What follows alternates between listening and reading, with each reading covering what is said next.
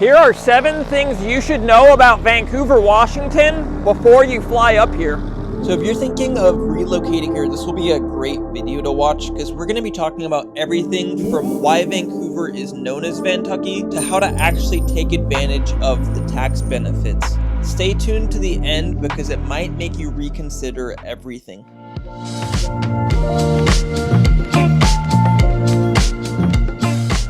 Welcome back to the channel, or if this is your first time here, I'm Tim Jackson, an Oregon&Washington realtor. Before we get started, if you are actually thinking of moving and flying up to Vancouver, Washington, not just in my buddy's Cesna, but actually landing at the brand new PDX, and you want to go check out some neighborhoods, then sign up for my headhunters list down below.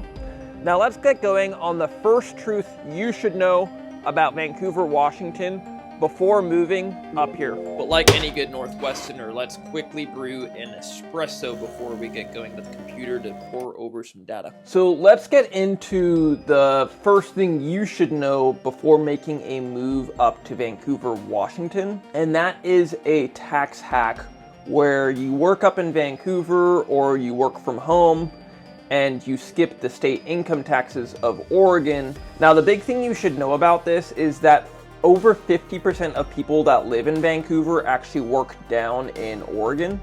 And so most people think they're taking advantage of this tax hack, but the reality is that the taxes end up being about the same. Whereas Oregon's tax burden overall to the average taxpayer is 8.44%, Washington's overall tax burden comes in just behind it, and that's at 8.04%. Really, the thing to know is that Uncle Sam is gonna find a way to tax you regardless, and so moving to a location just because of the taxes shouldn't be the sole reason you move somewhere. I was talking to a CPA or somebody that's like a professional tax person, so apparently anything you buy down in Oregon has to be claimed up in Washington. And another myth that I'm gonna kind of bust up right now is that the property taxes in Vancouver are cheaper than in the greater Portland area. That is true when you look at Vancouver, Washington's tax rate of 0.93%. The property taxes paid versus Portland proper, their tax rate is just above 1% at 1.08%.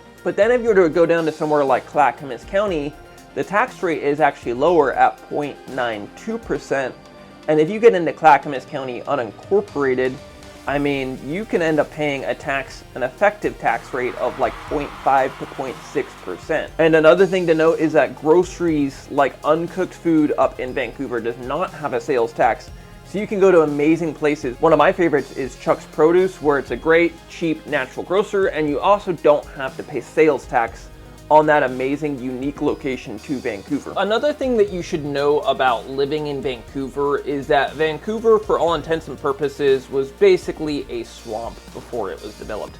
Now that sounds really harsh given that major developments and ability to put water in different places has greatly mitigated that, but I would still highly suggest looking at a flood map before you purchase a home in Vancouver. I mean, Vancouver and parts of Vancouver are definitely elevated. You get into the foothills, or really like any area in most of Vancouver is not going to be in a flood zone, but you'll notice on my screen that there are pockets really close to large bodies of drainage water. And some of this filters into like even newer construction homes where you wouldn't expect it. And while most of these flood zones aren't like a major flood disaster zone, they are gonna add that insurance premium, and coupled with the fact that you just don't want the concern of waking up to your house being flooded.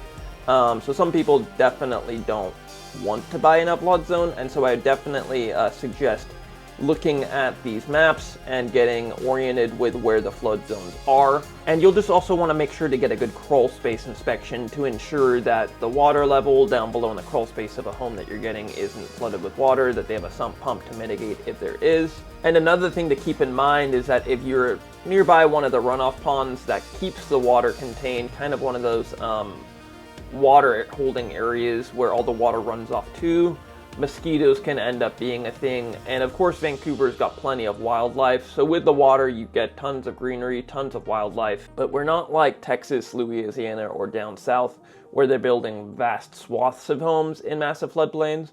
There's just small pockets where you really want to know where they are. Now, this next comparison might kind of shock you, because a lot of people say that they moved to Vancouver and it's so much different than Portland. Sometimes Vancouver gets this nickname Vantucky. Now, why does Vancouver have the nickname Vantucky? It's interesting to look at the different data comparing Vancouver and Portland. And the most interesting thing to note is that Portland, actually maybe to no surprise, is a wider city than Vancouver. There's a lot more white boys living in Portland, Oregon. But let's actually compare the demographical data of Portland and Vancouver right now. As you can see, Portland's got over 3 times the amount of people. You can actually see that Portland is just over 68% white, whereas Vancouver's 67%.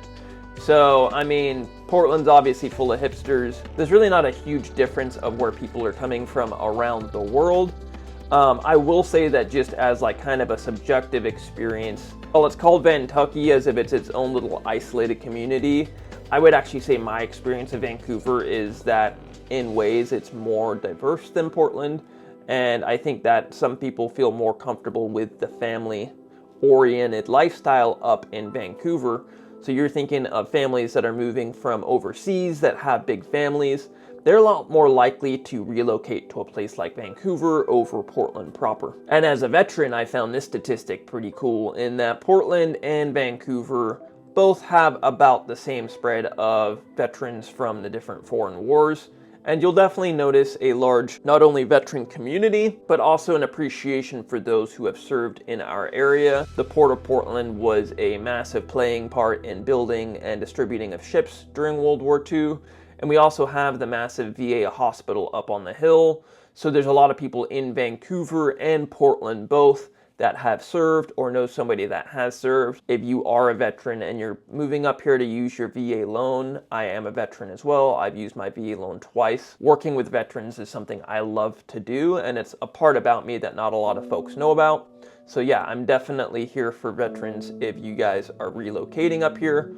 Shout out down below if you are a fellow veteran. Really love working with people that have served in any branch. Now, the fourth thing that you should know before you move up to Vancouver, Washington, is just the different neighborhood makeups and structures. There's some neighborhoods that are really not gonna be for you, and so really getting a good lay of the land before you start picking, and that way you're not playing musical chairs. You know, I've had some clients tell me that when they bought a home with another realtor in another state, they really had to end up moving multiple times because they were never given a good orientation of where they were moving to. Now, obviously Vancouver has got so many different pockets that I'm not going to be able to cover all of it in this video. So if you are looking for a one-on-one consultation, just feel free to sign up for a face-to-face video consultation down below, or we can hop on the phone. My number is right here. But really, let's just get into a quick overview of the general Vancouver map. So I would say that generally speaking, I mean, Vancouver's got really 3 main pockets, and I would say you've got the pocket of the more historic up to 70s, 80s homes up in this southern corridor. You get a lot more construction, 90s, a little bit more settled neighborhoods with sidewalks up here. And then you've got a ton of country living out over to the east. Now, I'm also going to add Camas and Washougal as kind of little satellite towns that are further down Highway 14, closer into the gorge. Some people love Camas. While the average home price of Camas has gone up a lot recently, it's got Lacamas Lake. There's definitely a level of luxury living in Camas, and there's a lot of industry coming in between 164th. There's Fisher's investments, there's a ton of tech and sales related jobs, healthcare that are starting to come in around this area. And with that, you've got places like Fisher's Landing, a lot of awesome communities in that area. And Washougal's kind of Camas's little sister, where it's not quite that level of luxury, but people are starting to flock out to Washougal. Now, just breaking down some of the neighborhoods, I would say that some of the more affordable yet not that sketchy are going to be up in this upper northeast corner that we're looking at here.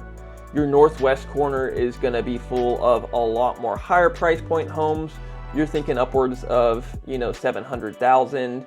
Salmon Creek, Philida specifically, are very beautiful neighborhoods with very nice homes.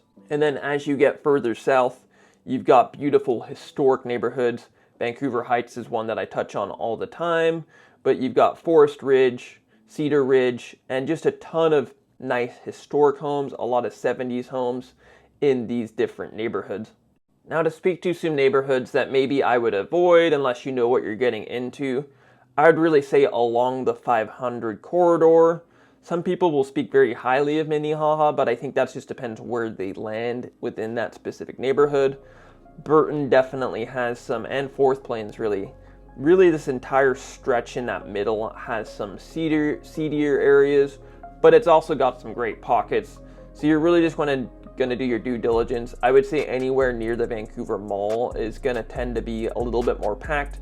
You've definitely got more affordable townhomes with a lot of walkability in there, but you're also going to have a lot more apartments and a lot more density packed into that specific area. So, you know, some people are looking for that affordable price point townhome. Other people, that's not their cup of tea. I'm going to quickly point out Mount Vista is another great area, and then if we're going to go a little bit north, Ridgefield is another place that's popping off. Lots of new construction, very busy. Pioneer Street is starting to get very highly condensed. You've got a Costco and an In-N-Out Burger going in there. Now, Brush Prairie and Battleground are the two areas I'd check out if you were interested in the woods. Hawkinson being another place that's really tucked up in there.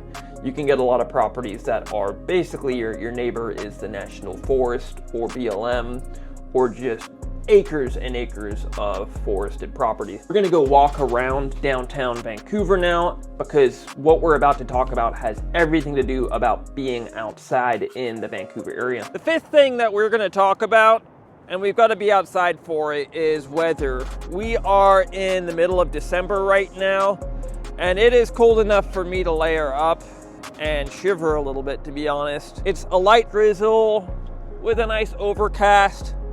I've got a seagull joining me. So you do get the wildlife attracted to all the rain and water and abundance that the Northwest has. But I would definitely bundle up and come prepared for a little bit of snow, a little bit of ice in the wintertime.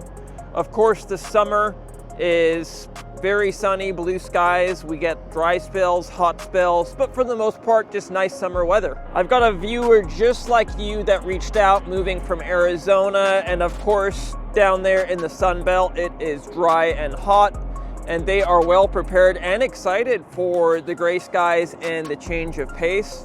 So I would just be prepared for all of those days of rain. We've got a very large number of days with rain. We don't get a massive volume of rain, but just be prepared to spend a lot of days with that kind of gloomy overcast. You know, a fireplace goes a long way in the Northwest, and if you're a coffee and book addict like me, it also helps. Now, the sixth thing you should know about Vancouver, I'm all the way down here, is that the nightlife is not great. I mean, a lot of stuff shuts down early. If you are a homebody or you've got a big family, that does help. But to be quite frank, you want to go to Portland for the nightlife. Sure, the downtown waterfront does stay open quite late, but for the most part, a lot of things in Vancouver shut down at around 9 p.m. So if you are a nightlife stay out, hit every single pub in the area. Just across the river, you've got Portland. That'll do that for you. And hey, if you like throwing your money away, there is a casino just like 20 or 30 minutes north of here in La Center. You can go out there, and I'm sure that they are open 24/7. There is things changing, and you can actually see development behind me where they're expanding on this waterfront. Vancouver is very quickly changing for the better, and it's kind of growing up and starting to take on that energy of Portland and kind of competing against it in a lot of ways. This is the last thing, the seventh thing you should know before moving to Vancouver, Washington. And that is that the bridges, they're not just a physical boundary between Portland and Vancouver, they're a mental boundary. They're a emotional boundary between Portland.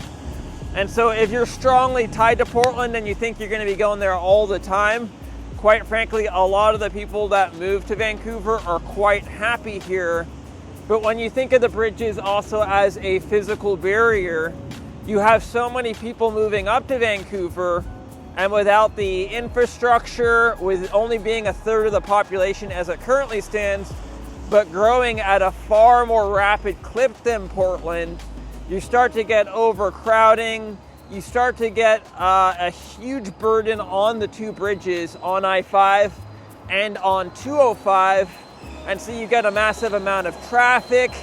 And so it's causing all sorts of problems for people that are moving here who want that peace of mind. There's a very rapid change happening in Vancouver. Excuse the train that's squeaking above me, but there's a very rapid change that's happening in Vancouver right now. And so just kind of expect for things to still be in flux for the next few years as the musical chairs left over from COVID slowly start to settle and people can kind of start feeling at peace for where they're at again. I am excited for the change that's happening in Vancouver. I like the development that's happened in downtown. I think Vancouver's going in a positive direction. So if you want to be a part of that direction, then just sign up for that headhunters list so you can start finding the right piece of pie for you in your own little slice of wherever your neighborhood might be. I'm here to help. If you enjoyed the video, subscribe for more. Click the like button and watch this video next. I'll see you next week.